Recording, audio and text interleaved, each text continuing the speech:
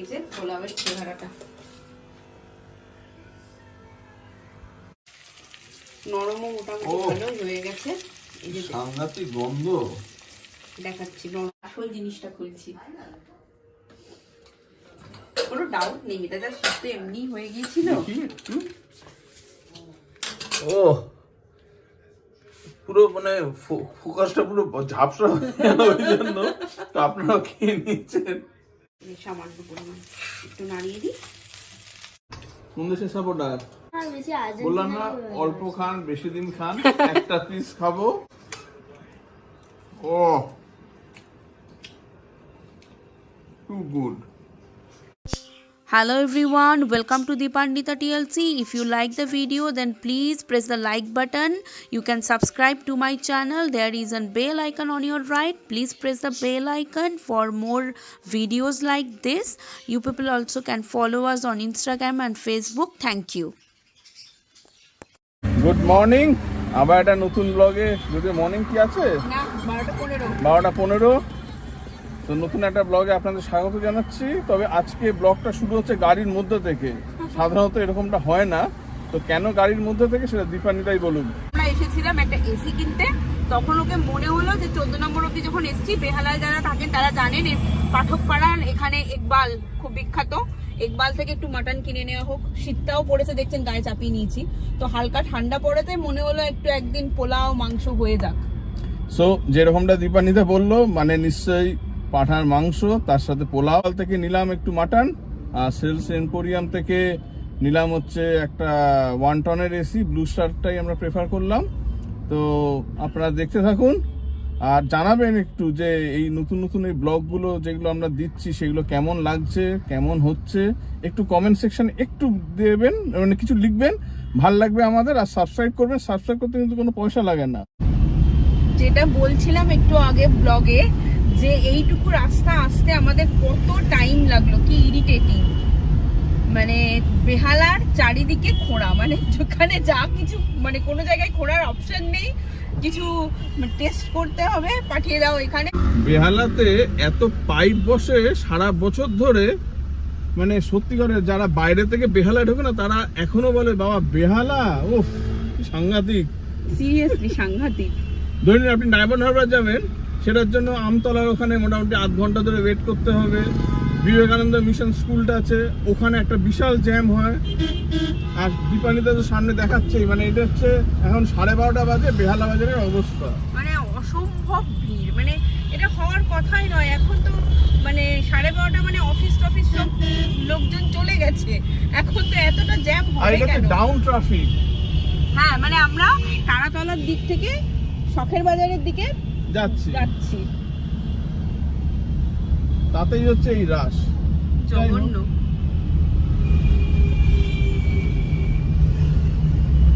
এই যে মাংসটা বাড়ি এসে ঢালা হলো। যেমন আমি বললাম, আমি অতটা ভালো কিনতে পারি না, কিন্তু গৌতম আর মানে আমার থেকে ফার বেটার। আর আমি বলেইছি এটা, এইগুলো কেনার লোক হচ্ছে আমাদের বাড়িতে বাবা।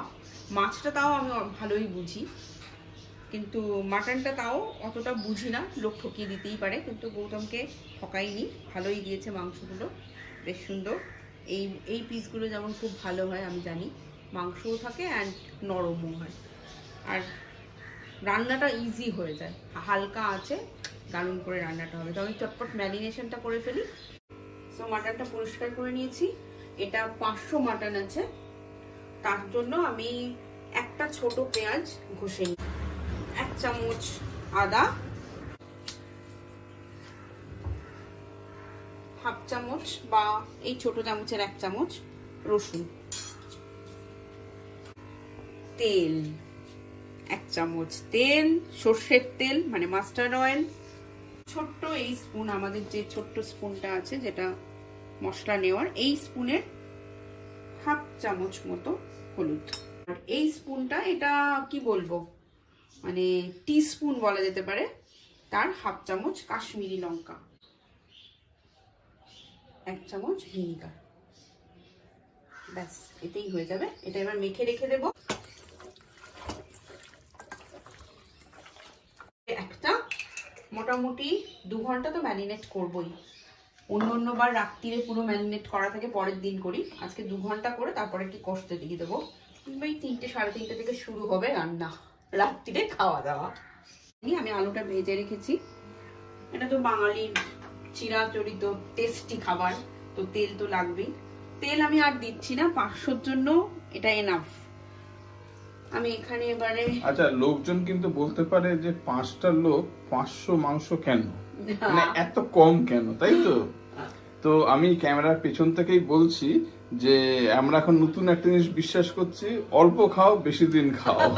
তো এলাচ, লবঙ্গ, দারচিনি দিয়ে দিলাম, পেঁয়াজ টমেটো কেটে রেখেছি, পেঁয়াজটা দিয়ে দিচ্ছি।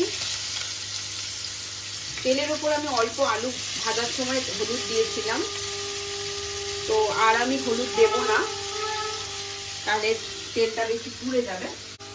এবার একটু লবণ দিয়ে দেবো। প্রেসারে কিন্তু আমি বেশি সিটি মারবো না, মানে অনেক সময় এরকম হয় যে মাংসটা এত নরম হয়ে যায়, সিটি না মারলেও হয়ে যায়, তো সেটা হলে খেতে আরো টেস্টি লাগে। রসুন, আদা, এটা হচ্ছে বিরিয়ানি মশলা, আর এটা হলুদ, কাশ্মীরি লঙ্কা আর গরম মশলা লাস্টে। আপনারা দেখতে পাবেন পেঁয়াজ আর টমেটো কিন্তু ভাজা ভাজা হয়ে গেছে। তো এর মধ্যে আমি অল্প একটু সামান্য, দেখতেই পাচ্ছেন এই সামান্য, জাস্ট রান্নায় একটু চিনি না দিলে টেস্ট ঠিক হয় না, তাই জন্য একটু চিনি দিয়ে দিলাম, অল্প, খুবই সামান্য। আর একটা কি দুটো ছোট ছোট তেজপাতা। আর আমি কিন্তু এই যেমন বলেছিলাম অলরেডি ম্যারিনেট করা আছে, এখানে কিন্তু পেঁয়াজ, আদা, রসুন দেওয়া, এই কথাটা মাথায় রেখে আপনাকে এখানে পরিমাণটা দিতে হবে। আমি এখন এখানে এই 1/2 চামচ মতো রসুন দিয়ে দিলাম, 1/2 চামচের একটু বেশি আদা দিয়ে দিলাম, ভালো হয়। এবার এটাকে আমি আলাদা করে কষতে আর দেবো না, কারণ আমার এখানের মশলাটাও কষতে হবে, তাতে আমার দুটো জিনিস হবে, গ্যাসটাও বাঁচবে, মাটনটাও নরম হয়ে যাবে, প্লাস মশলাটাও নিজে নিজে কষবে। আর একসাথে মেখে এরকম দিলে যেটা সব থেকে ভালো হয়, জিনিসটা খেতে খুব ভালো হয়, মশলার সাথে জিনিসটা প্রিপারেশনটা ভালো হয়। তো আমি মশলাটা এতে দিয়ে দিলাম, ও নিজের মতোই কষবে, পুরো আপনাদের দেখাবো কোন সময় গিয়ে জিনিসটা নরম তো হবেই, প্লাস না দিয়েই করার চেষ্টা করবো। কাশ্মীরি লঙ্কাটা আপনার উপর ডিপেন্ড করছে, তবে আমি বলবো এই ছোট স্পুনটা যেমন দেখছেন, এই ছোট স্পুনের 2 চামচ 500 মাংসের জন্য এনাফ, মোর দ্যান এনাফ দিয়ে দেওয়া, ব্যাস। ওকে নিজেকে এবার হতে দিতে হবে। গ্যাসটা একটু জোরে করলাম, কারণ আমি একটু মশলাটা ভালো করে কষিয়ে দেবো। তো এটা মোটামুটি ভালোই কষা হয়ে গেছে, নরমও মোটামুটি ভালোই হয়ে গেছে। সাংঘাতিক গন্ধ। ব্যাপারটা হচ্ছে যে মাংসটাও কিন্তু ভালো, মাংসটা খুব ভালো।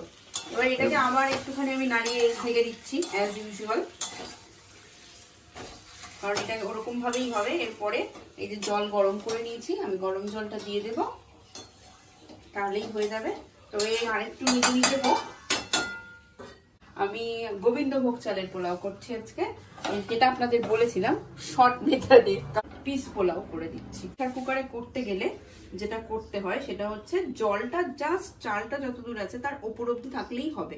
আর আমি গোবিন্দভোগ চালের এতে একটা মাত্র সিটি দিই, এবং সিটিটা মোটামুটি দেখি প্রেসারটা বেরিয়ে গেছে তখনই খুলে দিই, মানে ভাতটা হয়তো আপনার একটু শক্ত থাকবে সেরকম অবস্থায় নিয়ে নিই, তারপর ওটাকে কড়াইয়ে ঢেলে আবার ঢেকে ঢেকে করি। তাদের টেস্ট মতো আপনারা নুন মিষ্টি দিয়ে দেবেন, যে যেমন মিষ্টি খান সেই রকম। এটা পোলাও তো জেনারেলি একটু মিষ্টি খাওয়া হয়, বাতাসাও দিতে পারেন। একটা তেজপাতা দিলাম, চিলতে বিরিয়ানির ফুড কালারিং খুব ভালো হয়, যদি স্যাফরন পান কিনে দিতে পারেন। স্যাফরন শেষ হয়ে গেছে, আমিও দিই স্যাফরন। আর যদি স্যাফরনও না থাকে, ফুড কালারিং না থাকে, তাহলে হলুদ দিলেই হবে, কিন্তু হলুদ দিলে সামান্য সাদা তেল 1 ফোঁটা, আর এলাচ, লবঙ্গ, ব্যাস দিয়ে এবার আমি সিটিটা দিয়ে দেব, জাস্ট একটা সিটি। দিয়ে একটু প্রেশার বেরিয়ে গেলে খুলে দেবো। ইউটিউবকে এবার বলতে হবে যে ইউটিউবের মধ্যে যে গন্ধটা কি করে আমরা আপলোড করবো। গন্ধ আপলোড করবো, অসাধারণ লাগছে গন্ধটা। আমি আলুগুলো দিয়ে দিচ্ছি কারণ মাটনটা সত্যি নরম হয়ে গেছে। আলুগুলো দিয়ে একটু জলও দিয়ে দেবো।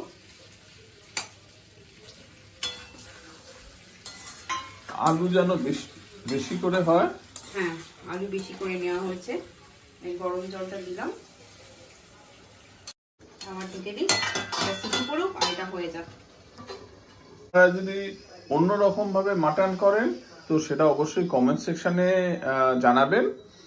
আর নতুন হলে পরে অবশ্যই সাবস্ক্রাইব করবেন, ভিডিওটা পুরোটা দেখবেন আর লাইক এবং শেয়ার করবেন বন্ধু বান্ধবদের সাথে। খুব নিয়ার অ্যান্ড ডিয়ার ওয়ান্স আছে, তারা কিন্তু আমাদের ভিডিওগুলোতে কিন্তু প্রত্যেকটাতে কমেন্ট করছে। তারা মানে কিছু খাবার অবশ্যই তারা মানে বলছে যে আমাদেরকেও খাওয়াও, তো সেটা হবে, অবশ্যই হবে। তো আমি এবার মাংসটাকে তুলে নিলাম, একটা সিটি মেরে নেব। নরম হয়েই গেছে, কিন্তু এখানে রংটা যা এসেছে না, জাস্ট একটাই সিটি মারবো। যদি আপনারা চান না সিটি মারলেও হবে, কিন্তু এটা মোটামুটি আরো 45 মিনিট মতো নিয়ে নেবে, তাই জন্যই একটা সিটি মারা, জাস্ট টাইম ক্রাঞ্চ করতে হবে। তো আপনারা চাইলে 45 মিনিট এটাকে আরো করলে অসাধারণ খেতে লাগবে। আমি জাস্ট একটা সিটি মেরে নেবো। পোলাওটা আমি যেমন বললাম একটা সিটি মেরেছি। এই যে পোলাওয়ের চেহারাটা,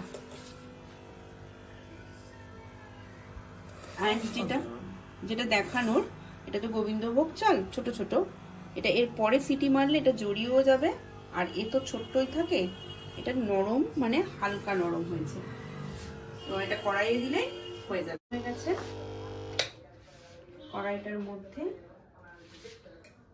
আপনারা যতটা মনে করবেন নিজেদের, যদি ঘি খেতে পছন্দ করেন পুরোটা ঘিও করতে পারেন। আমি ছোট চামচের 1 চামচ ঘি দিলাম, অল্প সামান্যই, বাকিটা সাদা তেল। কড়াইটা এ করে নিলাম যাতে আটকে না যায়। এখানে একটা তেজপাতা, একটা লবঙ্গ, এটা গরম হয়ে গেছে। আমি এবার পোলাওটা আস্তে একটু হালকা হাতে করবেন যাতে ভাতটা ভেঙে না যায়।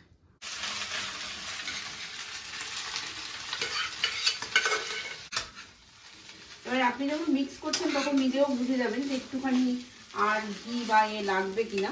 একটুখানি এটা একটু বিরিয়ানি মশলার এটা একটু ছড়িয়ে দিলাম অল্প, এটা কিন্তু গন্ধটা যেন পুরোপুরি আবার ওর না আসে।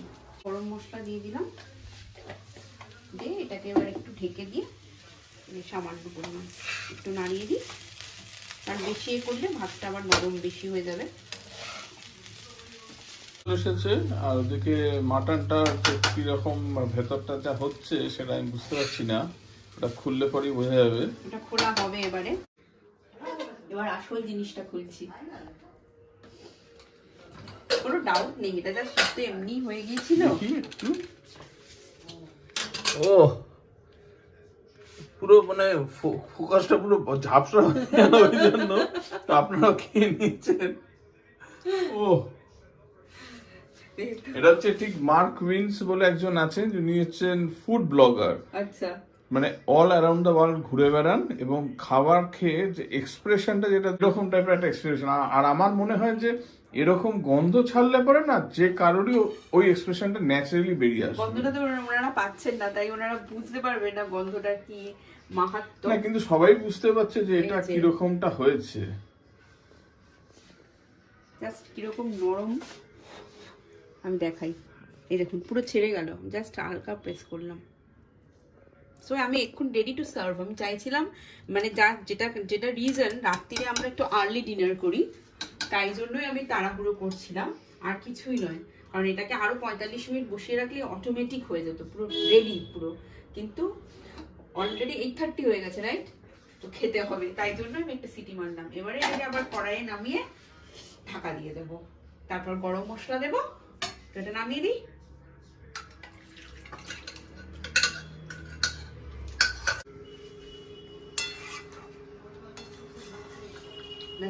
ঢেকে দিই একটুখানি, একটু ফুটুক। বারবার করে দেখতে ইচ্ছে হচ্ছে। দেখতে পাচ্ছেন ওদিকে খেলাও হচ্ছে। ইয়েস, কোন দেশের সাপোর্টার? তো বললাম না অল্প খান বেশি দিন খান। একটা পিস খাবো আর একটা পিস মাংস, একটা পিস মেটে, ছোট্ট একটা ছোট্ট আলুটা একটু বড় হলে পরে ভালো হতো। তো অল্প একটু ঝোলটা দিয়ে খাই আগে। গুগল কিরকম লাগছে? ও এটার সাথে একটা এসেনশিয়াল লাগে, সেটা হচ্ছে পেঁয়াজ।